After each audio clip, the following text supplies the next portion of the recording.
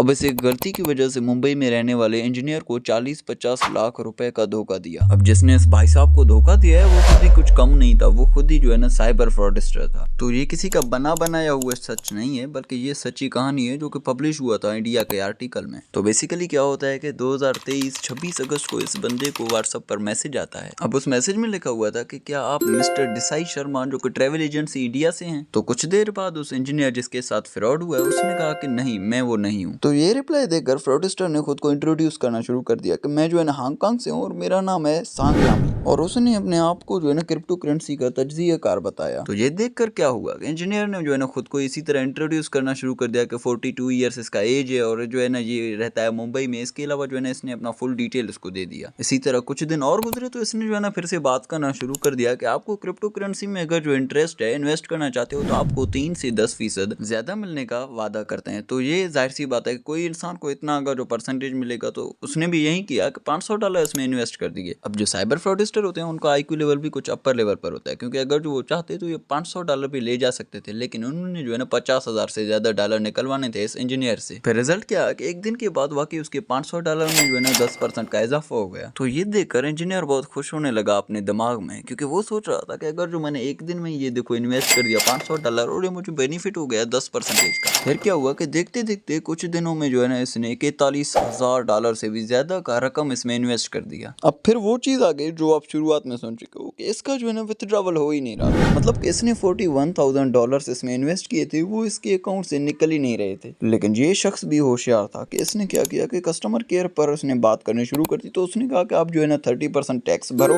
फिर आपने जितना इन्वेस्ट किया है वो सारे आपके विथड्रॉवल हो जाएंगे। फिर इसने क्या किया कि $17,000 और इन्वेस्ट कर दिया। अब आगे का कहानी तो आप जानते हैं कि इसने फिर जो है ना विथड्रॉवल करने की कोशिश की, वहां पर फिर से एरर आ रहा था। फिर इसने जो है ना कॉल करके कस्टमर केयर वालों को समझाया कि मैंने जो है ना एक तो 30% टैक्स भी भरा है और अभी तक जो है ना मेरे विथड्रॉवल नहीं हो रहे। तो उन्होंने वही जवाब दिया कि आप जो है ना अभी 10% अदा करो फिर से टैक्स, तो आपके जो है ना विथड्रॉवल हो जाएंगे। लेकिन ट्विस्ट ये है कि अगर जो आप इस शख्स की जगह पर होते तो आप इस 10% को अगेन भरते तो आपका आंसर शायद नहीं होगा। तो इसी शख्स ने भी यही आंसर दिया कि मैंने जो है ना भरना ही नहीं है। तो उसने क्या किया कि 29 अक्टूबर को साइबर सिक्योरिटी में इसका केस दर्ज करवा दिया। अब इस कहानी से हमको क्या सीखने मिला कि हमने जो है ना किसी पर भरोसा ही नहीं करना है, कोई व्हाट्सअप करे या मेल करे ईमेल पर। तो आपने जो है ना बी केयरफुल रहना है हमेशा।